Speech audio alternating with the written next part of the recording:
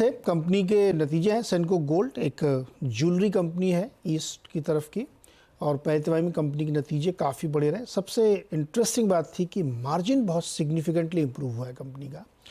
मुनाफा और प्रॉफिट तो खैर बड़ा ही है, इसमें कोई शक नहीं है।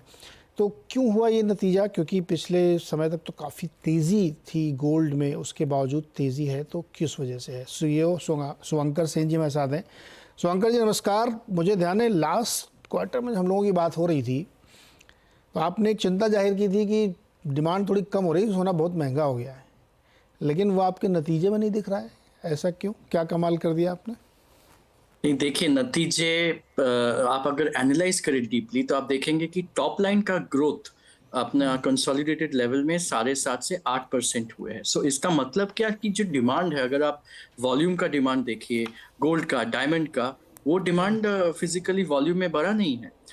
उसमें तो डायमंड में हालांकि 2-3% वॉल्यूम डिग्रोथ हुआ है, गोल्ड में भी वॉल्यूम डिग्रोथ हुआ है। आपका गोल्ड का प्राइस ऑलमोस्ट लास्ट क्वार्टर से इस क्वार्टर 12 से 13% ग्रोथ हो गया था। तो इसके लिए ये तो रियलिटी है कि कंज्यूमर्स नहीं आ रहे थे, इलेक्शन के माहौल थे और हीट वेव चल रहे थे।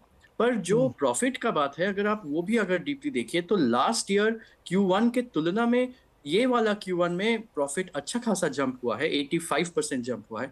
मगर अगर आप लास्ट Q3 और Q4 of last financial year के साथ अगर ये Q1 आप अगर कंपेयर करें तो in terms of the EBITDA margin, in terms of the PAT margin, आप देखेंगे कि एक सिमिलर सस्टेनेबल लेवल में ये प्रॉफिट हो रहा है। सो यस, आपको दिखने में लग रहा है कि Q1 last year to this one Q1 में बहुत अच्छा खासा जंप हुआ है। और ये एक और भी चीज है, अगर as a organization, as a company, जब आप देख रहे हो कि आपका मार्केट सिचुएशन, टॉप लाइन, आपको बेस्ट एफर्ट करके भी एक लेवल तक ही होगा। जब मार्केट आपका साथ नहीं है तो आपको तो उस हिसाब से आपको ऑप्टिमाइज करना चाहिए, एफिशिएंसी के ऊपर काम करना चाहिए, प्रोडक्टिविटी के ऊपर काम करना चाहिए। तो उस हिसाब से हम लोग हेजिंग, ये जो गोल्ड का प्राइस गया तो हम लोग ऑलमोस्ट 100% तक हेज कर चुके थे। तो इसके लिए एक नॉर्मलाइजेशन ऑफ प्रॉफिट मैं बोल सकता हूँ कि हुआ है, एंड इसी के लिए ये रिजल्ट इतना अच्छा हम लोग तो कर। आपको इन्वेंट्री गेन हुआ, इसका मतलब?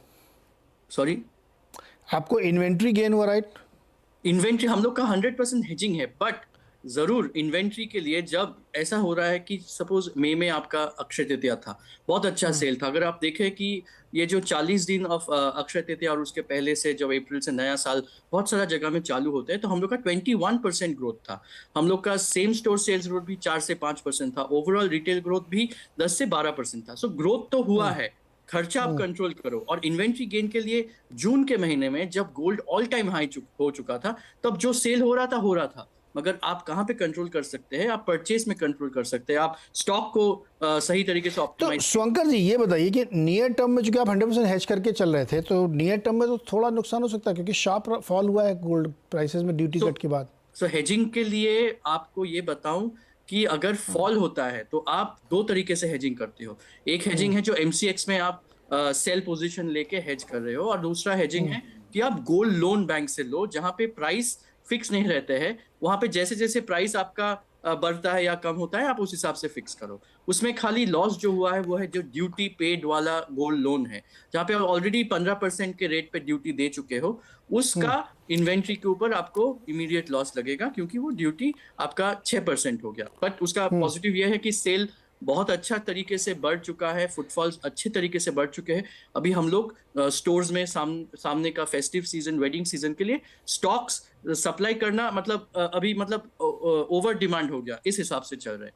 But at the same time जो MCX में आप हेज करके रखे हो, वहां पे आपको मतलब जो लॉस लगा उसको मेकअप हो जाता है, उसमें तो आपका। नहीं शुभंकर जी, तो क्या जो कमिंग क्वार्टर, मतलब जो रनिंग क्वार्टर है, इसके रिजल्ट में मार्जिन जो अभी आपके एकदम शार्प जंप हुए थे वो थोड़े कम होंगे? यस, आपका हम लोग का जो एस्टिमेट है कि अराउंड अराउंड 50 to 60 करोड़ का एक इम्पैक्ट ड्यूटी कट के लिए हुआ है। सो वो 50 to 60 करोड़ का जो इम्पैक्ट है वो कमिंग 2-3 क्वार्टर में, एक क्वार्टर में पूरा नहीं रहेगा। कमिंग 2-3 क्वार्टर में पार्ट बाय पार्ट आपका उस इम्पैक्ट का एक रहेगा तो दो इम्पैक्ट। तीन क्वार्टर में मार्जिन कितना रहेगा आपका? मार्जिन देखिए, हम लोग का तो जो पैट लेवल्स अराउंड 3% पैट पकड़ के चल रहे हैं। हम लोग का जो एस्टिमेट है, हम लोग का कोशिश रहेगा कि ये जो लॉस भी लगा है इसको हम लोग कैसे मेकअप करें। तो वो एफर्ट और प्लानिंग तो चलता रहेगा। पर एक आपको 3% पैट साल का 3 से 3.5% का पैट का एफर्ट लेके ही हम लोग चलेंगे। ओके, और अब आप कह रहे हैं कि डिमांड वापस आ गई, तो वो इसलिए आ गई क्योंकि प्राइस नीचे हुए, क्योंकि अभी तो कुछ ऐसी शादी का सीज़न या कुछ अभी तो कुछ है नहीं, अभी तो दिन भी खराब आने वाले हैं। नहीं नहीं सर, आप मैं तो गवर्नमेंट ऑफ इंडिया को थैंक यू बोलूंगा कि ये ड्यूटी कट करके जो हम लोग का middle class upper middle class customers हैं उनके लिए एक सोच हो रहा था कि गोल्ड का प्राइस बहुत ऊपर चला गया, हम लोग कैसे खरीदे, कैसे बजट करें शादी के लिए।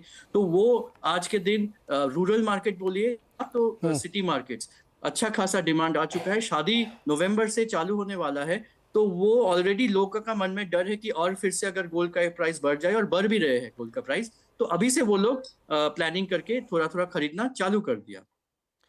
शंकर जी, अभी गोल्ड का प्राइस क्या चल रहा है इस समय? 72,000 73,000 कितना आप लोगों के यहाँ से कितना चल रहा है?